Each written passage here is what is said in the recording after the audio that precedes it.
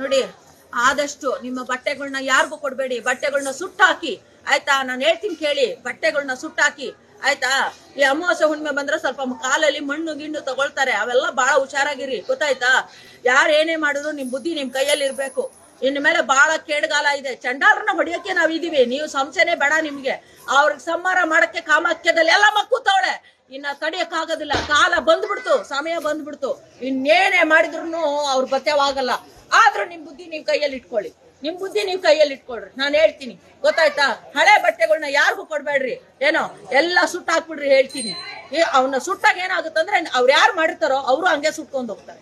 ನೀವು ಮಾತ್ರ ನೀವು ಹುಷಾರಾಗಿದ್ದು ಬಿಡ್ರಿ. ಇನ್ಮೇಲೆ ಈ ಸ್ವೀಟ್ ಕೊಡ್ತಾರೆ, ಸ್ವೀಟ್ ಬಿಳಿದು ಸ್ವೀಟ್ ಕೊಡ್ತಾರೆ. ಇಲ್ಲೆಲ್ಲ ಬಂದು ಹೋದವ್ರು ಸ್ವಲ್ಪ ಅದು ಜಾಸ್ತಿ ಬುದ್ಧಿ ಮಾಡ್ತಾರೆ.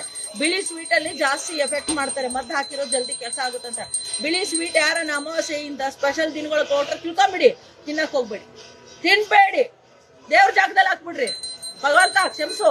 ಇಲ್ಲಾಂದ್ರೆ ಗಿಡದಲ್ಲಿ ಹಾಕ್ಬಿಡ್ರಿ, ಆಯ್ತಾ? ಅಶ್ವತ್ಥ ಕಟ್ಟೆ ಹತ್ರ ಹಾಕ್ಬಿಡ್ರಿ. ನಾನು ಹೇಳ್ತೀನಿ, ತಿನ್ನಕ್ ಹೋಗ್ಬೇಡಿ, ತುಂಬಾ ಹುಷಾರಾಗಿರ್ಬೇಕು. ಈಗ ಬರೋ ದಿನಗಳಲ್ಲಿ ತುಂಬಾ ಇದಾವೆ, ಯಾಕಂದ್ರೆ ಚಂಡಾಲರು ಸಾಹಸ ಮಾಡ್ತಾರೆ. ನಮ್ ಕರ್ಮ ಯಾರ ಮೇಲೆ ಹಚ್ಚನ ಅಂತ ತುಂಬಾ ಮಾಡ್ತಾರೆ. ಬಹಳ ಹುಷಾರಾಗಿರ್ಬೇಕು.